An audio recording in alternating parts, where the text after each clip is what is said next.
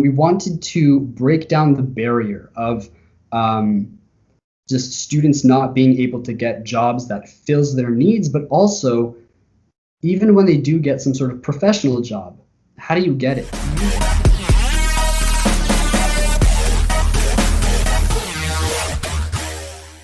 Thanks for joining us on the podcast. How are you doing today? No problem. It's my pleasure. Yeah. You're calling from your home in Etobicoke, Toronto-based guy, right? Yes. You're also a student from Ryerson University? Yeah, that's right. And you're a founder. I actually. Okay, do you want to restart? No, go ahead. Okay, all right. So I studied entrepreneurship at Ryerson. I'm currently in my 5th year. Just taking an extra year, a nice light year to end off on a really happy note. So during my time in the entrepreneurship program, I made a lot of friends. Everybody in the business program is very talkative, they're social butterflies, all of them. So you get to know a lot of people. And one person I got to know was my friend, Alex Reiser. So he had an idea. He had the idea of, well, all our students, all our colleagues, they have this major problem, and they always say that they hate their job that they're working on. And I know this because I hear all these people saying that too. All my friends, they would say, "Oh, I hate my job. I don't want to go. I have to work on the weekends, or I don't have enough time for this assignment." So, and that's very apparent. Also, I worked in those jobs as well. I worked as a paper boy. That was my first ever job. And so each week I would have to do just give out the paper. And after weeks of long, hard work, I would look at my hands and they would all be gray from all the ink from the newspapers. And I would look at my paycheck. It would be something like $60 for 1 month of work. And I was like, what is this? Like, there has to be a better way to make money. And so I worked at my part-time jobs, just kind of student jobs when I was in high school and stuff. And I was thinking to myself, like, there has to be a better way. And so now just going back to my friend Alex, he also found that. And so we came up with the idea, well, can we make students work for customers on demand with them being able to create their own schedule, earn pretty good pay, and also they don't really have to deal with any sort of micromanaging bosses. So we thought, because those were the 3 main problems that students or just our friends had with all their jobs. So what we did is we took the approach of doing just simple lawn care stuff. So what Alex and I started is we started this company called LocalStudent. And what we would do is we would call customers and say, hey, do you need a student to mow your lawn? We need money. We have to pay for tuition and all that. And they said, sure, come on by and mow our lawn. And so what Alex and I would do, we would just go over, mow their lawns, and then we just get some cash later. So that it's a very primitive type of job, but it worked. It allowed us to essentially choose when we want to work. We didn't have any bosses or anything like that. So what we did is we tried to build that up a little more, and we started hiring more students. So what would happen is Alex and I would go out to door, also post some Kijiji ads for lawn mowing. And then the students working for us, they would be able to choose which jobs are in their area. And then they would be able to go and say, hey, I want this job. It's only 5 minutes away from me. I'll go mow their lawn. And then so they would go ahead and do that. And then we would be able to transfer money to them once we get paid by the customer. So that's the premise of the business. So how it works is it's kind of like the Uber model. So a student would be able to look through a marketplace of jobs and then decide which ones they want to take. If they don't want one, they don't have to select it, they don't have to take it. So what it allows the student to do is build their schedule based on when they have time to do work, because students, they have assignments, they have exams, they also have like parties and events they want to go to. Like you don't want to miss that stuff as a kid. You only have one life, right? So you don't want to miss that. So that is essentially how the business works. And then these students, they come on as private contractors, and they can just determine exactly when they want to work and where. So Yeah, definitely. I mean, I 100% remember that. Like entry level jobs suck, right? I mean, yeah, they do. yeah, I mean, not even for what you do or even the pay, but how inflexible a lot of the environments are. Like you got to work these amount of hours, these amount of days, and you can't really, like some places won't let you switch shifts. Or if you do, you got to get manager approval, or you got to find someone to do it for you, and it's all backward systems, right? And like the main thing is the work is not centered around you, right? I mean, you're giving time away from what exactly like you said, more valuable things like being able to do more in school, do more extracurriculars, even go to a party where you might meet somebody, right? Yeah, that's right. Yeah. I mean, the student experience is so valuable. The time spent out of it, I think, is like is a cost, a sunken cost. So being able to freely, capitalize based off of opportunities available to you is everything, right? And being entrepreneurial as a student, I think, is a key indicator in life, like your trajectory, right? So kudos on you guys for definitely going down that path. Yeah, But thank you. the main thing is, I mean, basically you're trying to gigify, like you're gigifying like small jobs, odd jobs Yes. here and there for the students. So I guess the question is, how are you going up against like the bigger firms out there like TaskRabbit, that already exist? Like, why would an employer post a job with you? Why would a student come and work with you guys rather than like a larger network? That's a fantastic question. So yeah, you would think that TaskRabbit or Jiffy on Demand, these companies that gigify the service market, so like for lawn maintenance and that type of stuff, you'd think they are a huge competitor, but not really, because there is one massive part of the market that is not utilized, and that's the fact and that's the student market. So the homeowners or customers, just business owners, anybody really, if they need something done, they can hire the professionals and they can pay professionals a lot, and professionals will do it perfectly. But think about it. If you need somebody to mow your lawn or rake leaves or shovel the driveway, you don't need a top of the line professional to do that. You don't have to pay them like $80 to do that. So students, they can do it for much cheaper, and they still get paid like well over minimum wage, probably twice minimum wage. We actually advertise that we pay our students, on average, they earn about $25 an hour. So it can be pretty good, but we still have competitive prices, because the professionals, they do that for a living. Like they get paid a lot for these things, so it's expensive for the customers. On top of that, so that's just price. That isn't our advantage. We're just on par with the other companies. But in terms of our actual advantage, it's the fact that we're students. So we've been told countless times, and I actually mean countless times, that the students go up to us and they call us or email us and they say, hey, it's great doing business for you. It's great doing business with you. The reason I chose you is because you're students, and I was a student myself, so I would love to support students. So instead of customers just getting the job done that they were looking for, they also get an added social gain, which is value provided. They feel great after helping a student pay for their tuition, and supporting a student in that sense. So that's our main competitive advantage. And as far as we know, not many people are doing that currently. It's always the big dogs that use professionals, but it's kind of hard to capture the whole student market, because sometimes students can be hard to deal with. But if you figure it out, then you can really make it work. So I think you touched on a few great points here. I want to break it down, right? And part of it, I think, is like what the evolution of the gig economy, right? Sorry, the gig economy. So with I think it's Prop 24 in California with Uber, Uber's no longer allowed to treat its drivers like as gig workers. They have to be contracted out.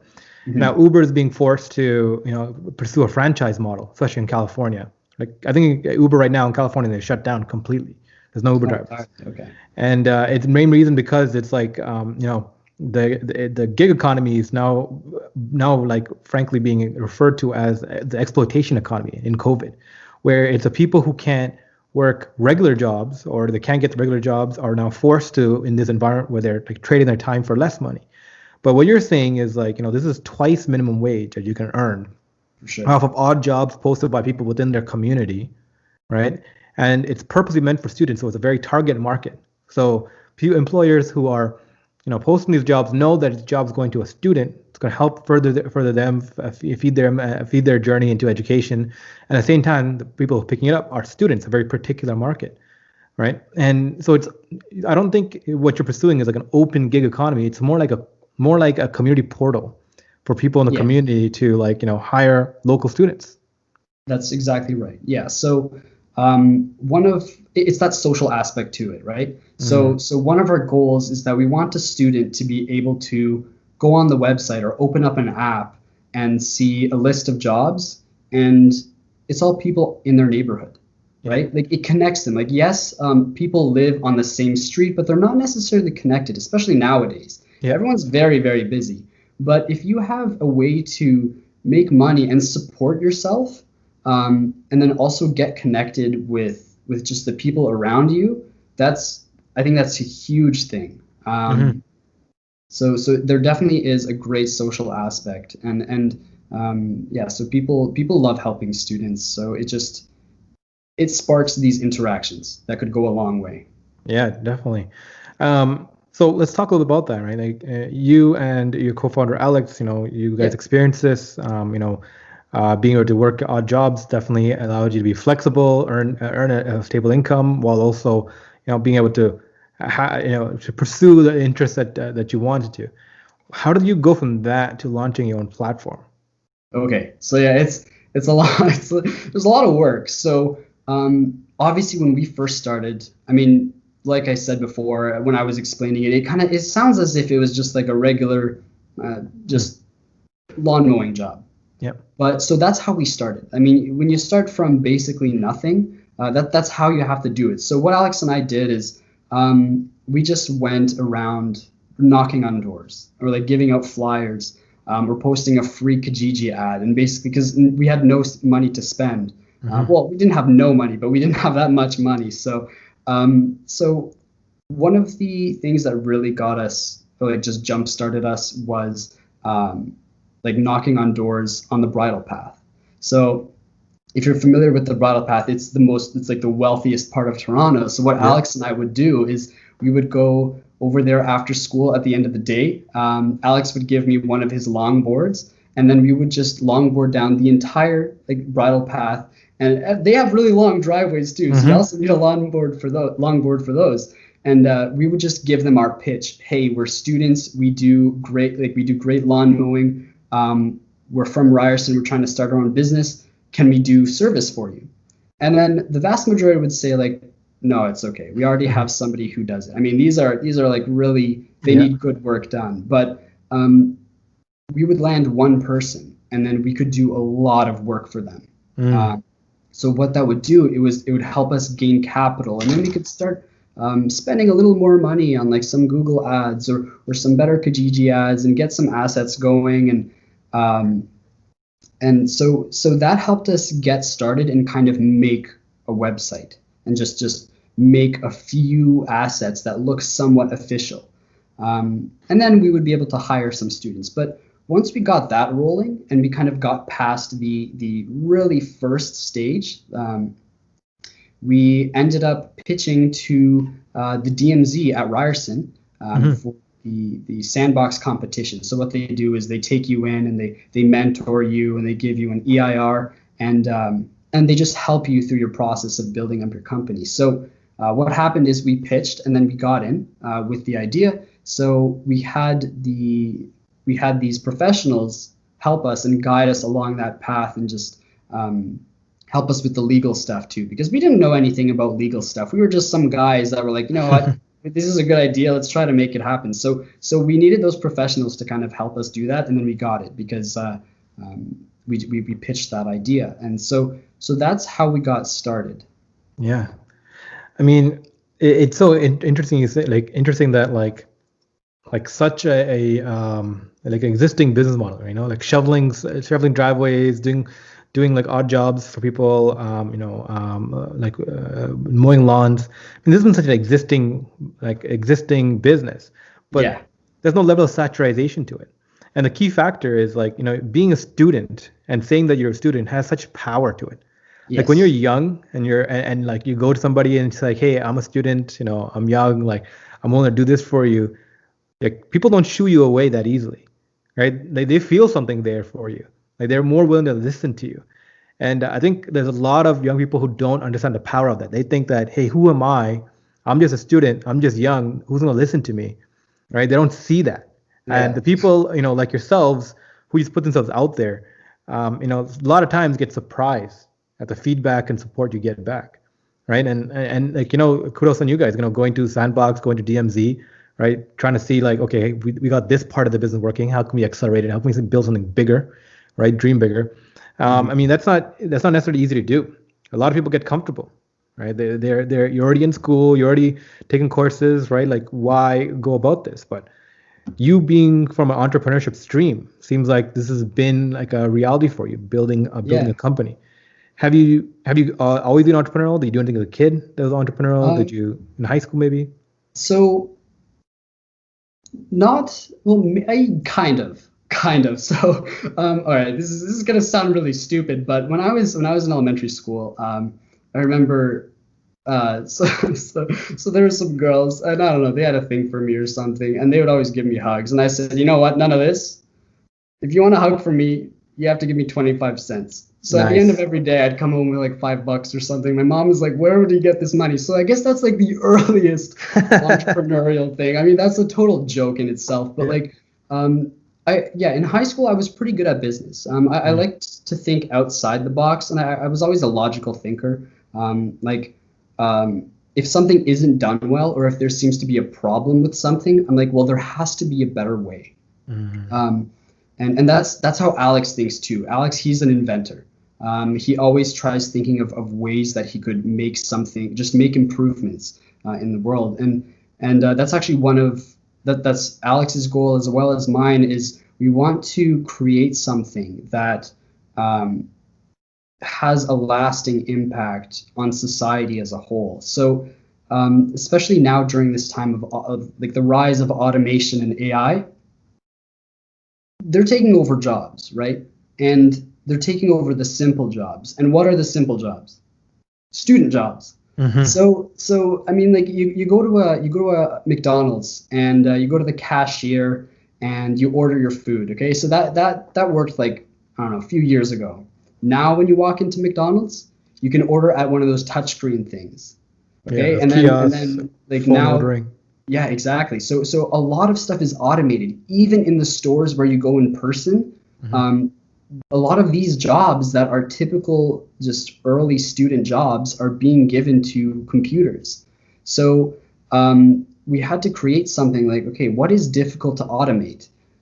Personal services such as lawn mowing, leaf raking. Like you can't get robots just roaming around doing that stuff. Maybe like 1,000 years from now or a few hundred years from now, but like until that point, it's going to be people doing it. So we wanted to break down the barrier of um, just students not being able to get jobs that fills their needs, but also even when they do get some sort of professional job, how do you get it? You usually get that because you have experience Mm-hmm. working.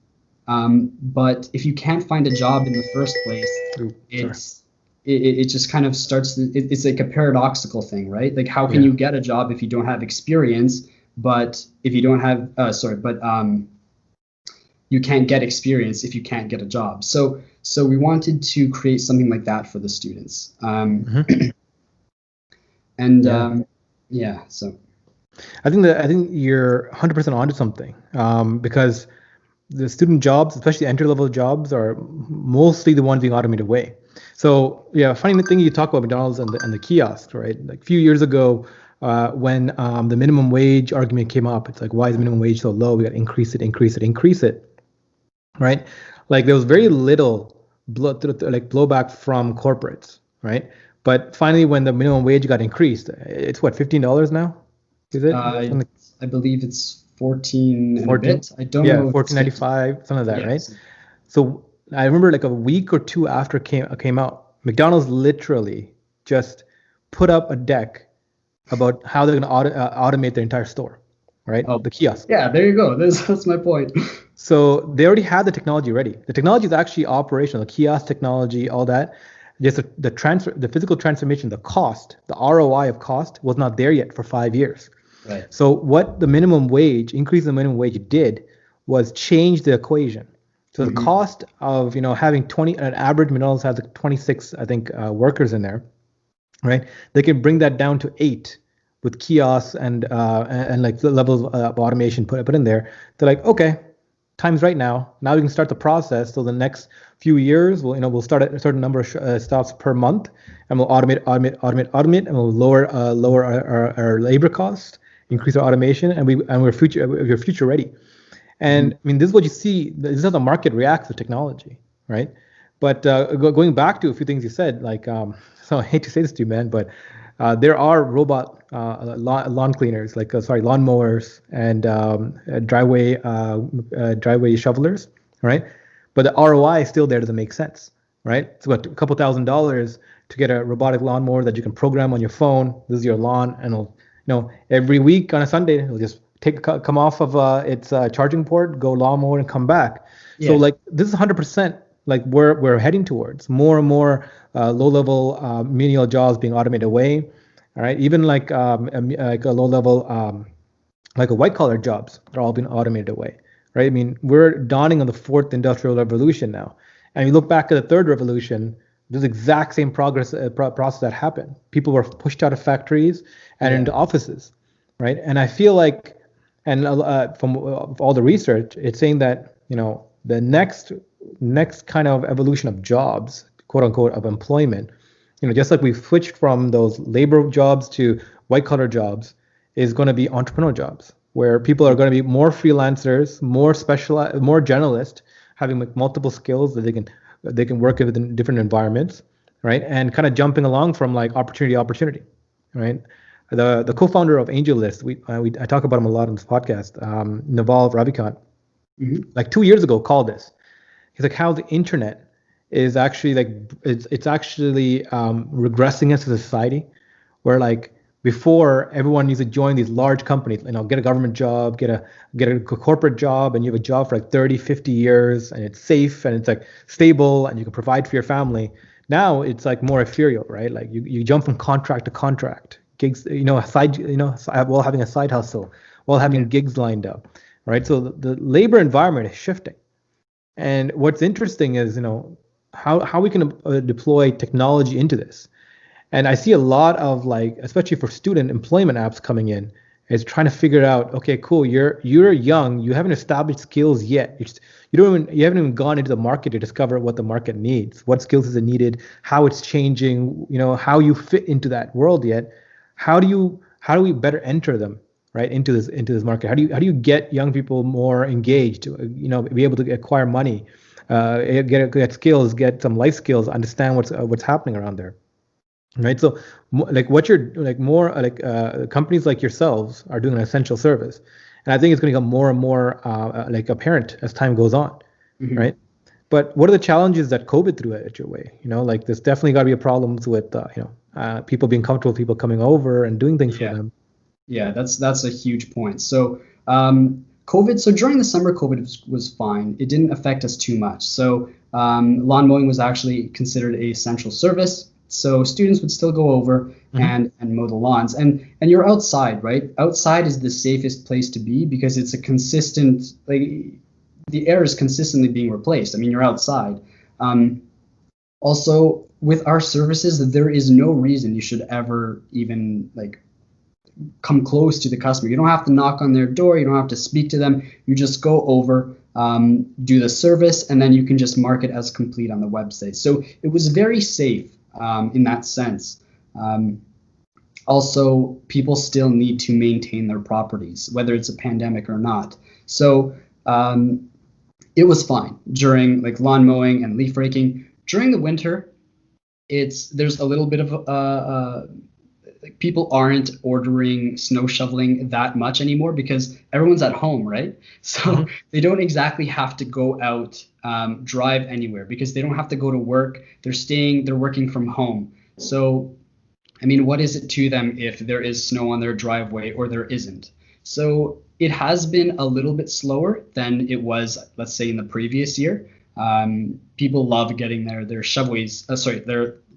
driveways shoveled, but now they don't really need it that much. But I mean, that's fine. That's we're dealing with it, and it's not a make or break situation. It's simply we're just making a little bit less revenue now, just because people don't need the service as opposed to like the previous years. Gotcha. So let's talk a little about like what the future is going to bring for you. Like, what do you estimate? Like, is this going to evolve in its current form, meant mostly for students, meant for this kind of industry, or do you see the platform shifting to different types of work, different types of consumers, right? Like, how does it play within the larger marketplace? Yeah, so we do have a lot of plans for the future. So when we originally came with the idea was we wanted to provide services that any student can perform, or just any service a student can perform. So we originally did, the major kind of like lawn work stuff, all that stuff I already talked about. But we also had, we wanted to do things like dog walking or cat sitting or tutoring. We tried tutoring, and so all of these things work, but we're not doing that right now. That's for the future. What we're doing right now is we want to build the capital so we have enough money to become truly professional and so we can expand quickly. We've currently expanded to, actually just recently we expanded to Calgary. We expanded to Barrie and Ottawa. So we're no longer just in the GTA. So that's our goal. We want to expand as quickly as possible because we're trying to achieve economies of scale. And then once we achieve economies of scale, we can now just increase operations and all of that. And then we'll be able to start offering different services like the tutoring that I mentioned. I feel like students can definitely, like you have a student in fourth year university.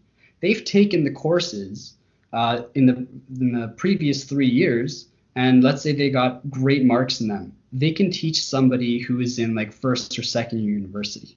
So that's another form of them making money and just supporting themselves while they're going through school. So there's a lot of resources that students can provide that you can turn into a genuinely good like working business. And so that's our goal. But for now, we're sticking with the just like lawn mowing, leaf raking, snow shoveling. Gotcha. But in terms of the platform as well, so right now we only have a website. We have a lot of automated things in the website just so that students can select jobs, and then all the stuff that happens behind the scenes, the customer gets informed, they both get connected, and then the student can go over and it just logs everything that happens with that job. But we also want to create an app just so it's more convenient for the customers and the students. And so we want this to be a extremely convenient tool for customers to get their work done, to support a student. And we also want it to be a tool for students to earn a little bit and get experience. No, absolutely. What is the general consensus right now with your peers? Like other people, like, students, people your age, talking about the job market, right? Like what's happening on the university campuses? No one's meeting up with COVID preventing things. Corporate companies are going out of business. They're not hiring as much. How has the job search been for like the rest of the population? So a lot of my friends lost their jobs because I mean, so a lot of them do things like they're waiters in a kitchen or something, or like as all the restaurants, they all shut down during the lockdown. So every single person that now works as a server or a waiter or works in the kitchen, I mean, they no longer have work. So that's a lot of people. I have numerous friends that lost their that lost their jobs, at least temporarily. But also, it's kind of a compounding effect, because once you get rid of these people, once you get rid of these people's jobs, they then move over into other jobs and they fill the gaps. But once all these gaps are filled, you're still left with a mass amount of people that don't really have work. But with services that we provide, people will always need this type of work. So I mean, they loved it. So like all our students that signed up with us, we now have over 5,000 applicants, and so people definitely love the idea. Students would love to do this type of stuff, and we would love to employ all 5,000. We currently employ around 220, and then they take these jobs that pop up in their area. But and they all say they love it. And they also get things such as like Student of the Week and Student of the Month awards. So what that does is they get like a gift card, and also they can put that and they can take that certificate that we make for them and they can put it on their resume. So what that does is, yes, you don't have a job now because let's say you lost your restaurant job or something like that, but now you're working for us, and then it shows that, hey, you were the best student out of hundreds in a given month. You can put that on your resume, and somebody's probably going to want to hire you after that. So that's what we're doing to combat this, and they love it. They constantly tell us that, like, I've had a great time at LocalStudent. It gave me or just the freedom to make my own schedule. I don't have to worry about anything, and so they really love that freedom. So yes, just to answer your question, they definitely do appreciate that style of work. Yeah. How do you handle the growing pains of like running a startup? Like, are you technical yourself? Okay, so I'm not that technical. So Alex isn't either. So you got two guys trying to start a tech business, and it's like, well, what do we do? So the thing that I mentioned before that really, really helped us was the DMZ. So it's just getting out there and talking to people. If you can't do something yourself, find somebody, make them your friend, and let them do it for you. Obviously, for again things in return, it has to be like a symbiotic relationship. But so one big obstacle for us was the tech. When we first started out, we had what we called a job board. So the job board was Google Sheets sheet, which we would post jobs on, as well as their information. And then students would be able to look at that and say which jobs they would like to take. And they would text me and say, hey, I want this job. I'm like, all right, delete it off the spreadsheet, shift everything up, give the job to them, call the customer. And so that was a lot of work. But once we were in the DMZ, we made a friend, and he had his company, and he was he's actually a graduate from U of T downtown, St. George campus, and he builds websites. So he actually helped us build our website, and he implemented all of the like the management technology from scratch himself. So that really helped us. We basically avoided a massive growing pain there. Another growing pain was the legal stuff. So in the entrepreneurship program, I mean, you learn about being creative and solving problems, and you learn a little bit of finance, a little bit of accounting, a little bit of just other types of management, economics. But there's stuff you miss. And for example, in order to employ all these students that are doing work, they have to be insured. We don't want any of them to be at risk. Let's say if they're doing snow shoveling and a customer were to fall after they completed a job, they do technically have the potential to sue the person that serviced them. But like that would be terrible. That would clear the student out because students don't have that much money. So we had to find insurance, but nobody wants to really insure like hundreds of students. So that was a very big pain of ours because we couldn't find insurance. But and actually one of my favorite quotes, it's do you know the third door concept? So essentially there's the front door, that you can take. That's the easy one. And then there's the back door, which is like, okay, you can go through the back as well. It's fine. But if they don't let you in through the front or the back, you have to find a third door. We couldn't find an insurance company that wanted to insure our students. So we just kept on calling and trying to find all these other insurance companies. And there's a limit to how many people you can call and search the market for you. We've reached that limit 3 times over. So we technically were not allowed. But if we did not go over that limit, then we wouldn't have been able to actually make this happen for the students that we want to employ. So that was a big one. We got over that. So the 2 big ones was the technology and the insurance. For the technology, we found somebody who was good at it because we weren't. And then for the insurance, the front door didn't work and the back door didn't work, but we ended up taking a third that people don't typically see.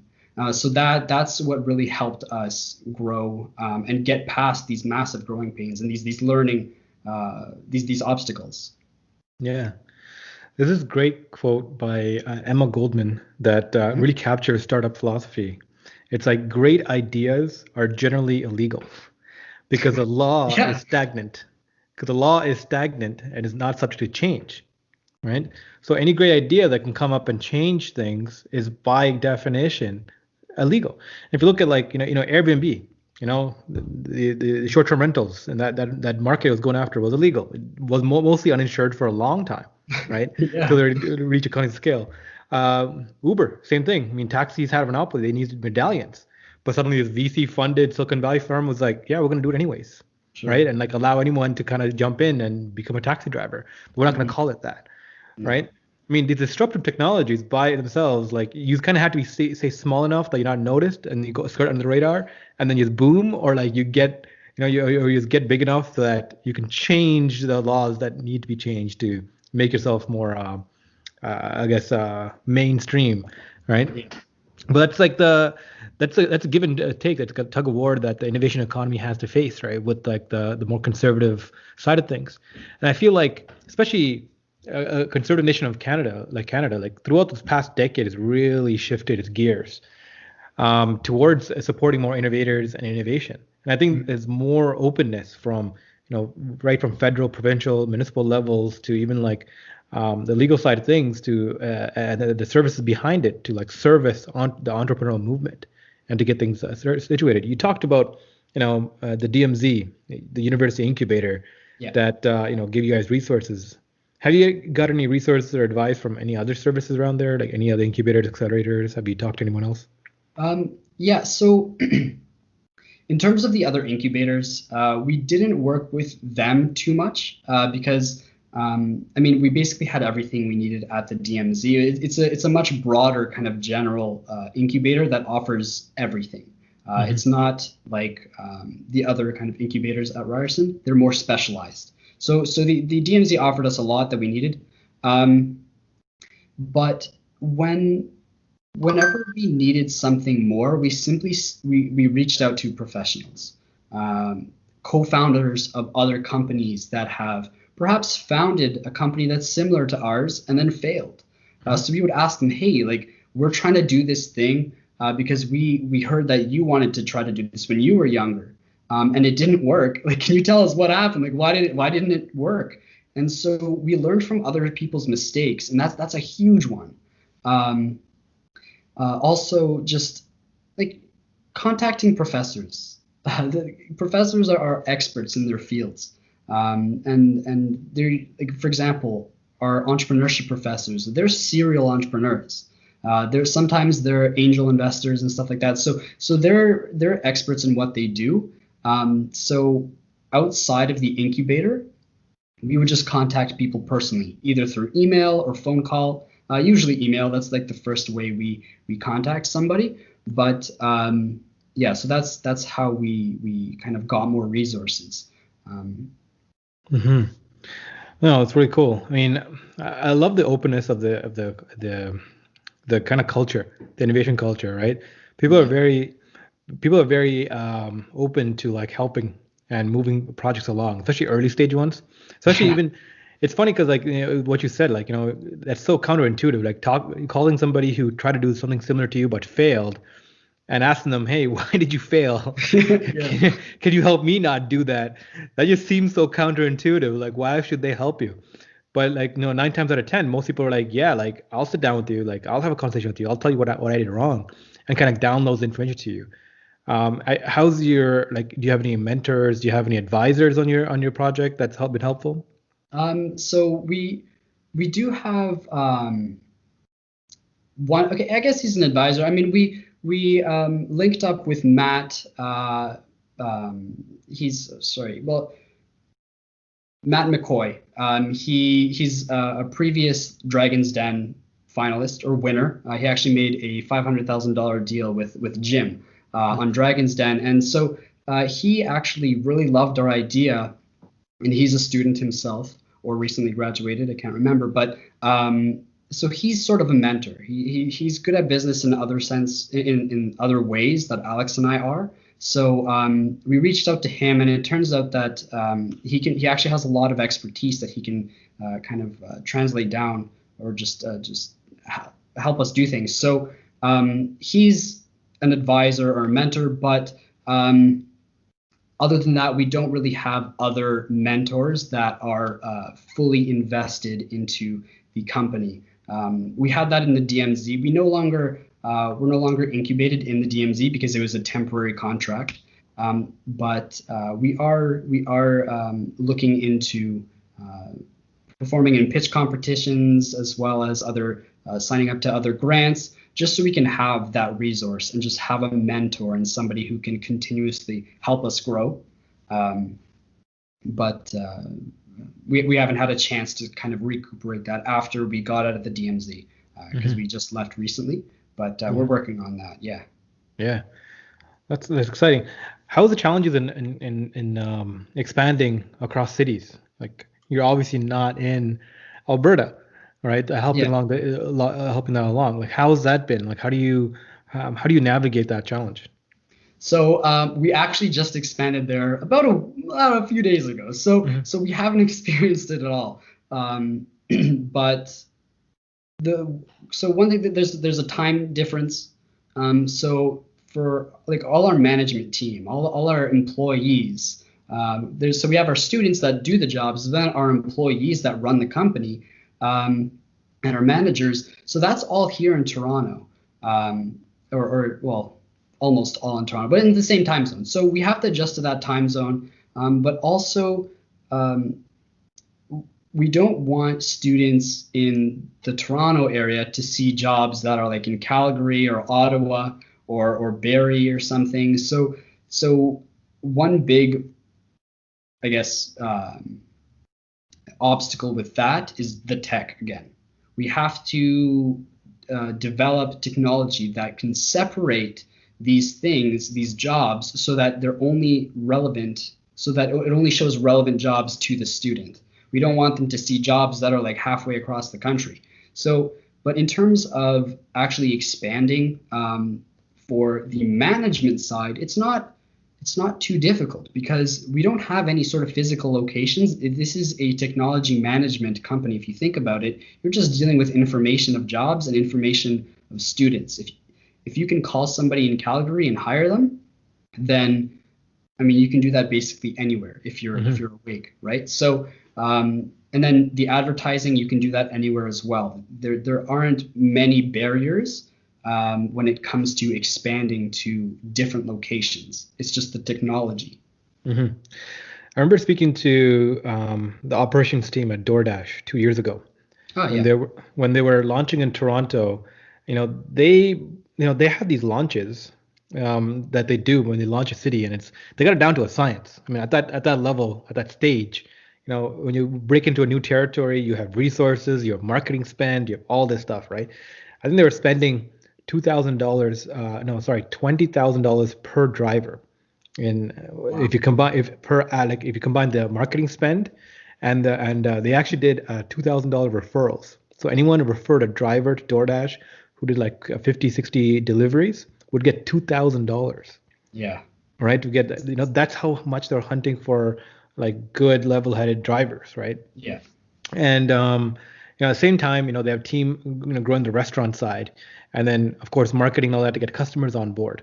So DoorDash was famous because like it identified that it's a three-sided marketplace. There are three stakeholders. There are the customers who make the orders. They have the restaurants that take the orders and make the food, and then they have the drivers who pick up and deliver, pick up and deliver. And all three were essential, of course, for it to operate in a region. And they had the infamous question: which side of the market is the most important, right? Mhm. So I'll throw that at you, right? You're in a dual-sided market. You have people who request jobs be done, people who are taking on the jobs and doing it, right? Yes. Who's more important? Yeah. So we got the customers, and then we got the students that do the jobs. So in terms of more important, it's the students by Hmm. far. If you have a customer who says, "Hey, I need somebody to come and rake my leaves," and then we don't have somebody to do it, no deal is made. And then the other way around, if we have a whole bunch of students and then we don't have any customers, yes, we don't get any business. However, that is not the case. There will always be customers that need these services. For example, I mentioned that lawn mowing is an essential service. So your grass will not stop growing.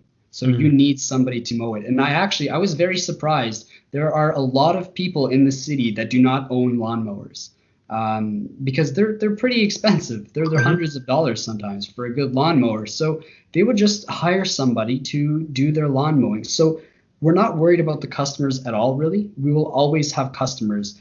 But what our goal is to have a student who can cover a certain radius. And then we want to evenly distribute all our students and hire them in various areas so that there's like an overlap of at least two students. So if this student is busy today and then they can't do a specific job, well, there's another one that lives 10 minutes away. I'll just drive over and do the job and go back home. They earned $35 and they spent half an hour or something. So that's it's definitely the students that are the most important part. So right now that we're expanding into these cities, we're hiring students right off the bat. And like I mentioned before, we have 5,000 students applying. They're coming in real quick. So we're spending a lot of time trying to hire as many students as possible, build up our supply, because that's what we're selling. We're selling the skills that these students have. So we're going to build that up. And then once we feel like, okay, we can deal with 40 jobs a day if there's a snowfall. Once we feel like we can do that, that's when we're going to really ramp up our advertising. And then these students will be able to go out and just start doing all these jobs. How do you assess, how do you do quality control or assess skill level? Yeah, so that's a great question. So when it comes to skill level, we just have some basic questions on the website. So like, do you have the proper equipment? Do you have the ability to drive or drive that equipment around? And then what's your experience? So they fill that out, and then we look at that. It's kind of like a mini resume. But every time we hire somebody, we actually call them up. So we have a quick, maybe 20-minute interview, and then just get to know them, see if they're ambitious students. And a lot are. So it's once we see that, yes, they are eager to do this job, then yeah, they're hired. Like they can work for us. And that's essentially it. So when it comes to actually completing the jobs and like the performance of the student after we hire them, we hear back from the customer if it wasn't a great job. And that's happened many times. I mean, sometimes students that don't have the experience of doing, I don't know, like a more advanced job, like if somebody wants some extra kind of tweaking of the job, then sometimes they can't. And we hear about it, and that's kind of how we weed out the people. But in the future, we're going to have a rating system. So kind of like how Uber does it. So if you give a an Uber driver that you've ever that has ever serviced you, if you give them, I don't know, I think it's less than 4 stars, you will never get them again. We want to do something similar to that with local students. So if the student gets a very low rating with the customer will not be able to book that student for their job anymore. And then once we see that, okay, if a student is getting consistently very low ratings, then we would just let them go at that point. So it would be an automated system of weeding people out, because it's very hard to determine if somebody is great or not in only a few minutes of having a phone call with them. Yeah. How does that matching algorithm look like? Is it somebody posts a job, right? And a student can look at it and take it for themselves? Yeah. Or is it automatically is it somebody? So it's not automatically given to somebody. So essentially, it's the student's choice. That's one of the most important things about our business. We want the students to have the ability to choose whether they want to take a job or not. So the way it works is, let's say a customer calls us and they say, hey, I need somebody to come shovel my driveway. We take that job and then we post it on the website, that on a page where only the students that are hired have access to. So that's the job board. So it's a list of all these jobs, and they can see the details, of course, leaving out the very important confidential details of the customer. So only have like general location on there. But once they see, oh, that job, it's a medium size or it's a small size, so I can do it. It'll only take me like 20 minutes. And then they see that it's close to them. They now have the option to claim that job. Once they claim it, it disappears to all the other students. And then they are now required to complete that job. So the student doesn't know who they're getting matched with. The customer doesn't know who they're getting matched with. It's up to the student. But we want to implement that system, just the technology, which essentially keeps a track record of the students and the customers' track record, and then it will automatically make jobs invisible to the student if that customer gave that student a bad review. So right now it's pretty simple, but in the future we're going to implement that. You also mentioned before, like you also have an element of gamification to your to your elements where, if you've done a good job or if you rated the best among a certain pool of students, you get this badge that you can share on LinkedIn or on social media, right? What elements do you have? Do you have like a run rate of how many jobs a person has done? Do they earn things inside the platform? Yeah. So, well, in terms of on the platform itself, the platform is purely functional right now. So it just allows the students to find jobs. That's all it does currently. But we're definitely going to implement more gamification. So you've heard of Pokemon Go, correct? Yeah. Yeah. So all these people, it was very popular, and it probably still is. But so all these people are willing to walk around for hours on end, get a bunch of exercise and stuff like that, but they walk around to find these Pokemon and collect them all. So and they go on the leaderboards and they can show their friends, oh, I have this one, and like, oh, do you have that one? Like, that's such a rare Pokemon. And so there is that very intense level of gamification that makes people addicted to it. On LocalStudent, we want to implement leaderboards as well. So let's say a monthly leaderboard of like all the students, because actually one thing to note though is when we first started out, a lot of the students discovered our company through Indeed when they were actively searching for work that was similar to what we were providing. But now a very large margin is just referrals. They all tell their friends. And it's actually amazing. I go to old schools and stuff, and then students from my old school know about LocalStudent. I'm like, wow, this is amazing. And so it really spreads quickly among the student community. That's how much they like it. So now that they have their friends involved, you can have this competition. So if you have a monthly leaderboard, I made $2,000 in revenue or like in profits, and then you go up on that leaderboard, and then your friend is like 5 points below you, they're going to have that competition there. So you really want to gamify that to get people addicted to the leaderboard stuff, just how Pokemon Go did. But also, yeah, like you mentioned, you do have the awards which you can put on your social media and stuff like that, which really puts you in a like it makes a great image for the student, just to other employers or other kind of professional people that want to work with them in the future. Mm-hmm.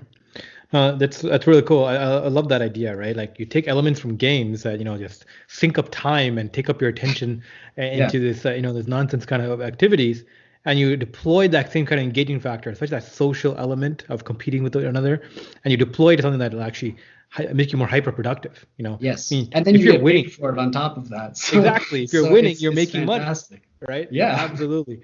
I think that's super interesting. I think more technologies that take those elements of addictive behavior and deploy that towards, how to make you more productive. How do you make yourself, more able and actually get real world benefits out of it rather than sink you in for just the mindless scrolling of elements of social media. Yeah. I think that's definitely the way to go. So talking about that, moving things forward, like are your students, are they, like, do you bring them on as contractors? Are they Yes. employees?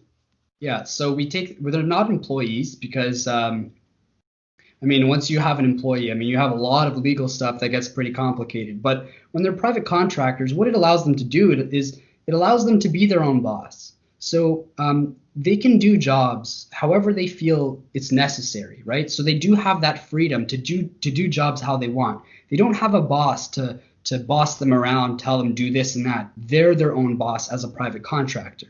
However, as a private contractor, you're still working with us. Like you're working for us technically. So, like I mentioned before, if there ever were legal issues, like if a customer were to, like if a customer was inclined to sue one of the students, it wouldn't clear them out because they work for us. Now our insurance policy, our general liability insurance, it covers the student, so they're Mm-hmm. safe. Yeah. They'll never be cleared out of all their money because they got sued due to people slipping on the driveway. Wow. Because and that's a good point actually. So the reason it's so incredibly difficult to get insurance for that type of stuff is because sometimes people fall on purpose. Hmm. So we were told by a number of brokers that in the past a lot of people would purposefully slam on the brakes really hard, and then they would get rear-ended by the person behind them. And so what that would do is now they have to pay for the repairs of your car. You would get some cash and all that. So it's a really cheap way to make money, but people did that surprisingly. Mm-hmm. Now that people have dash cams, you can't do that anymore. So what's the next easiest thing to get money out of? Well, you slip on your driveway when somebody serviced it, you broke your hip, now you can't work for the next like 4 months, and you get paid for it for like the opportunity cost of sitting at home. So that's where the risk comes in. So if a student, and it hasn't happened yet, out of many jobs, it hasn't happened. But even if there's a small possibility, we don't want to even put that on the student at all. Mm-hmm. So yeah, just to reiterate, they're private contractors, so they're their own boss. However, they're still covered by our insurance and they're protected. Hmm. Yeah, I mean, these are the unfortunate realities that prevent you from, directly scaling. You got to think and Yeah, progress through and like think it through, right? Like, what are the liabilities that you as a business owner will have, as your contractors would have, as the users would have. It's really good that you're thinking about this such early on. Was it a conscious thing? Like, did you guys know from the beginning that this is going to be a problem? Was it a mentor who brought it up? Like even like Uber doesn't have insurance for its drivers right now. yeah. So I can't remember. We thought about it very early on, when especially when it came to snow shoveling, because we know that things can happen, right? So actually, there was during that time period, it was a few months where we were looking for insurance, and we thought, okay, if somebody ends up messing up or makes a mistake and something happens, and then that student's life is just like they just get, and like if somebody falls and they have, I don't know, like a $10,000 lawsuit against the student, there goes all the student's money. Students don't have $10,000. So we thought, okay, if that ever happens to anybody, like that is a huge problem. So right from the bat, we thought, okay, we have to have insurance. We have to keep these people protected. And we thought of various ways. What if we do make them employees? But if we let somebody go, then we have to give them like a severance package as an employee, and it gets complicated. So yeah, we thought about it very early on. Like right off the bat, we wanted to implement that. And during the time where we didn't have it yet, we were wondering, is this business going to work? And we were originally thinking, because a lot of our competitors actually, I won't name any, but a lot of our competitors that tried to do the exact same thing, they cannot get over that hump of finding insurance. It's such an important aspect of this business, but they couldn't find it. And so they just had to stop. They just had to stop pursuing it. But we, like I said, we went through the third door. We found that insurance. We finally got it to work. And so now we have every aspect of this business kind of set in place, all the major mandatory things. So now that that's all set in place, it's the hardest things are kind of over with. It's the legal stuff. But forward, it's just general constant technological progression, and also just further making things more efficient and all that stuff. But the building of the concept and all that, like testing if it works, that's all been taken care of, and it definitely works. That's crazy, man. That's great that you're thinking so consciously about these. How many students do you have on your platform now? Yeah, so we have a total of okay, so in terms of people that worked for us and got jobs, we have well over 200 and something. I mean, on our website, it says like 219. We were well over 250. For snow shoveling, we're actually doing a mass hiring right now. So we want to hire about 230 students that are ready to get out there and go shoveling as soon as the snow starts falling. So that'll add on. So that'll bring us to about